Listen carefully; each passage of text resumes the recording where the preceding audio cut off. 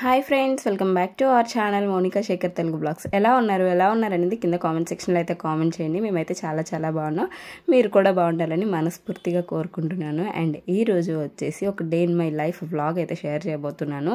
So అంతేకాకుండా last ఒక hospital video అయితే పెట్టాను కదా, ప్రైవేట్ హాస్పిటల్ గురించి, అదే వాత్సల్య హాస్పిటల్ గురించి. దానికి కొన్ని కమెంట్స్ అయితే వచ్చినాయి. దానికి వీడియోలో అయితే కమెంట్స్కి రిప్లై ఇస్తాను.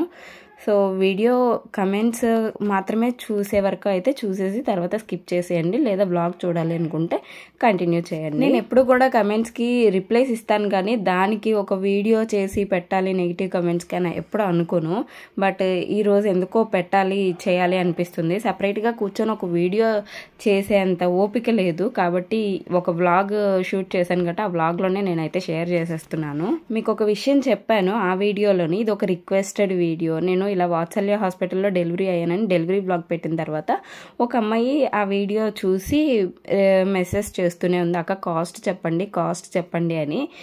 డబ్బు అనేది చాలా వాల్యుబుల్ ఎవరికైనా సరే.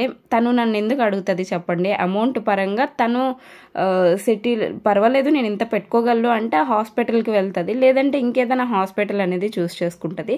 కాబట్టే కదా నన్ను అంత రిక్వెస్టెడ్గా వీడియో అయితే అడిగింది. తను అడిగింది కాబట్టి నేను వీడియో అయితే షేర్ చేశాను. అది కూడా 2 months తర్వాత.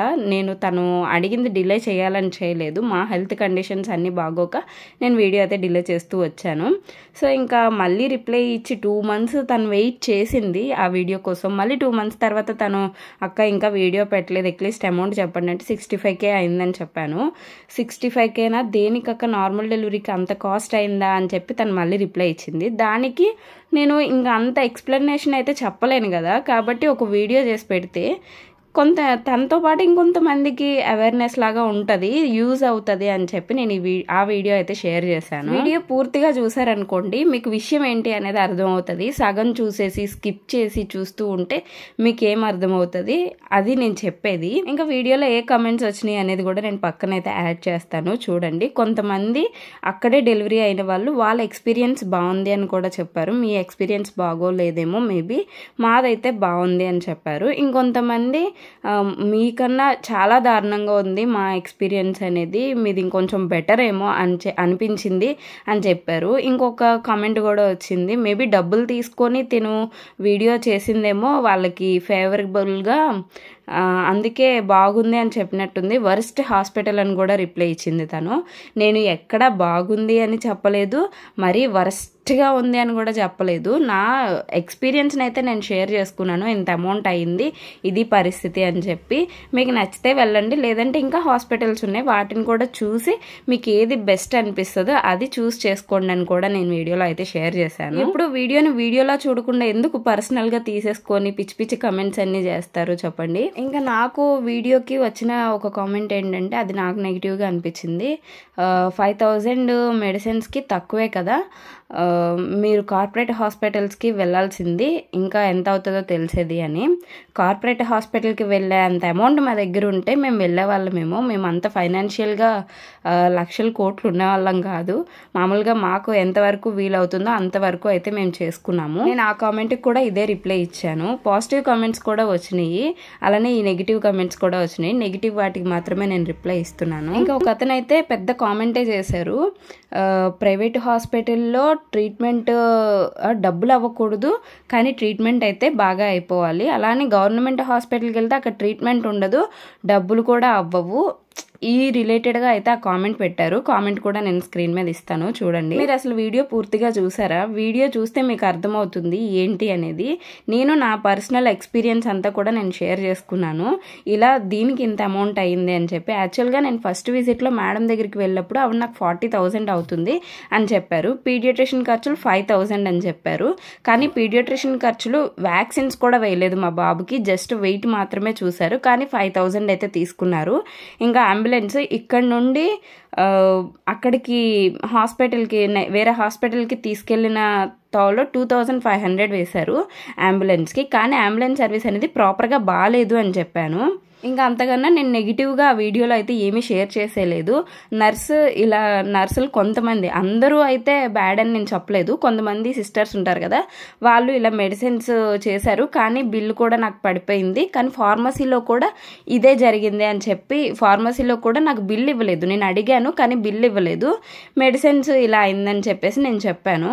నేనెందుకు ఫార్మసీలో ఇలా అయిందని చెప్తున్నానంటే 6500 నాకు ఫార్మసీ బిల్ అయింది, అది కూడా 2 డేస్కి. మేడంని నేను ఫస్ట్ కన్సల్ట్లో అడిగినప్పుడు 2000 3000 అవుతుంది మెడిసిన్స్కి అని చెప్పారు.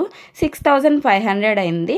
సర్లే, దాని గురించి కూడా కాదు, కానీ నాకు బిల్ ఇచ్చుంటే నేను 6500 అన్నా కూడా నేను నమ్మేదాన్ని అని చెప్పాను ఆ వీడియోలో.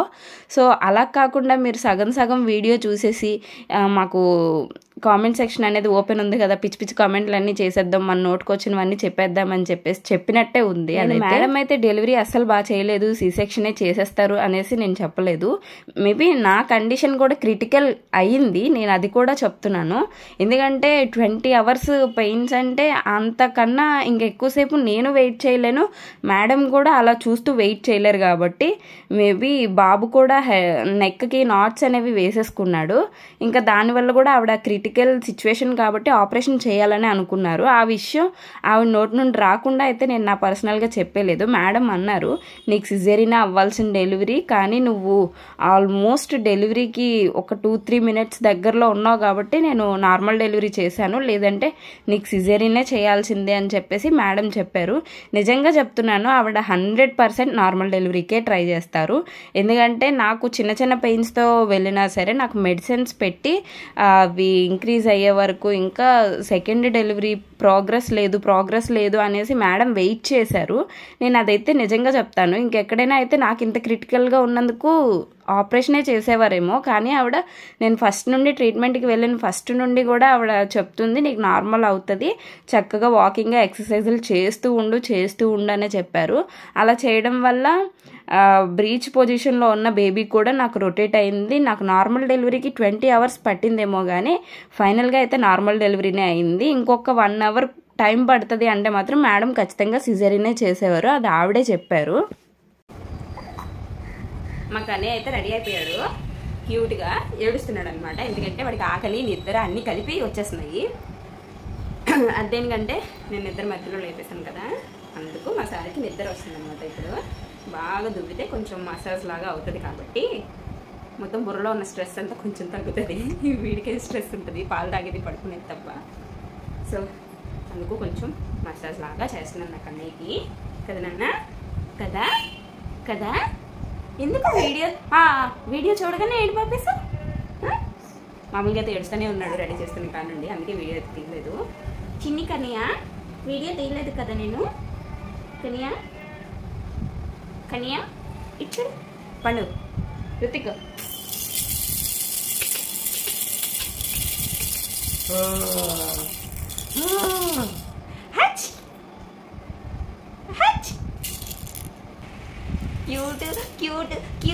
క్యూట్. ఇంకా వీడినైతే పడుకోబెట్టేస్తాను, కొంచెం మెడిసిన్స్ కూడా వేయాలి, అవి వేసేసి పడుకోబెట్టేసి చిన్న బాయ్ బ్లాగ్ అయితే కంటిన్యూ అవుతుంది చూడండి. ఇంకా నేను ఆ కామెంట్స్ గురించి చెప్తూ మధ్యలో ఈ వీడియో అనేది వస్తే బాగోదని చెప్పి నేను కట్ చేసేసాను. సో తర్వాత బాబు పడుకున్నాక నేనైతే దీపం పెట్టేసుకున్నాను. ఇంకా వెంటనే పనులన్నీ ఉన్నాయన్నమాట. మార్నింగ్ లేచిన కానుండి పనులు కంటిన్యూగా ఉంటాయండి. ఈరోజు నా అదృష్టం అనుకోవాలి, మా బుజ్జిగాడు భలే బజ్జున్నాడు అనమాట.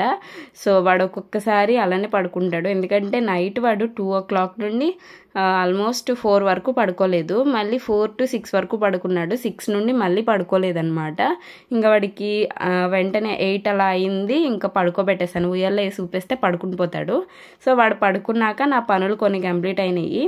ఇంకా ఫ్రెష్ అప్ అయిపోయేలోపు వాడు కూడా లేచాడు. మళ్ళీ వాడికి స్నానం అది చేపించేసి పడుకోబెట్టిన తర్వాత నా పనులు అయితే నేను కంటిన్యూ చేసుకున్నాను. ఇంక ఈరోజు అయితే పాప లంచ్కి కూడా టైం అయిపోయిందనమాట. యాక్చువల్గా ఆయమ్మ వస్తుంది మాకు ఇవి తీసుకెళ్ళడానికి, తను 12కి అంతా వస్తుంది. 12కి అంతా నేను ఇవన్నీ ప్రిపేర్ చేసేసి ఉంచాలి, బాక్స్ అది కట్టేసి. ఈరోజు అయితే టమాటో రసం, ఇంకా తనకి ఏబిసిడీలు అవి ఫ్రై చేసిస్తే చాలా ఇష్టం, అవి కూడా పెట్టేశాను. ఇంకా రైస్ కూడా పెట్టేసి బ్యాగ్ అయితే రెడీ చేసేసాను. తన లంచ్ అయితే ఈరోజు అదే అనమాట. ఇంకా మాకైతే దొండకాయ ఫ్రై, అలానే టమాటా పులుసు చాలా సింపుల్గా అయిపోతుందని ఇలా ఆ రోజు అయితే ప్లాన్ చేసేసుకున్నాను లంచ్ని. ఇంకా నేనైతే 12 గంటలకంతా లంచ్ అనేది కంప్లీట్ చేసేసుకుంటాను, ఎందుకంటే పిల్లలతో కష్టం కదా, వాళ్ళు పడుకున్నప్పుడే లంచ్ అయితే కంప్లీట్ చేసేసుకోవాలి. వాడు ఫుల్ నాపేసేసాడు, అసలు వాడికి తెలివే లేదనమాట, ఫుల్గా పడుకున్నాడు. ఇంకా నేనైతే ఒక బ్లౌజ్ వర్క్ చేశాను, ఇది మా సిస్టర్ది, స్టిచ్చింగ్ కూడా అయిపోయింది, నిన్నే కుట్టాను అనమాట. సో దీనికి ఫినిషింగ్ వర్క్ అయితే ఇవ్వాలి, బ్లౌజ్ కూడా చూపిస్తాను. వర్క్ అయితే భలే వచ్చింది అసలు, ఇదిగోండి చాలా చాలా బాగా వచ్చింది. శారీలో ఉన్న కలర్స్ మాత్రమే యూజ్ చేసి ఇలా వర్క్ అయితే చేశాను, అవుట్లైన్ అలానే మంచి ఫినిషింగ్ అయితే వచ్చిందనమాట. సో వాడైతే మెడిసిన్స్ కూడా వేసుకోలేదు, అసలు ఫుల్ నిద్రలో ఉన్నాడు, ఎందుకంటే నైట్ అంతా పడుకోలేదు వాడు, అలా ఆడుతూనే ఉన్నాడనమాట. దానివల్ల వాడికి ఫుల్ నిద్ర వచ్చేసింది, పడుకుని పోయాడు. సో బ్లౌజ్ ఫినిషింగ్ కూడా అయిపోయిన తర్వాత నేను మీకు చూపిస్తాను, వీడియో అయితే కంటిన్యూ అవుతుంది, చూసేయండి.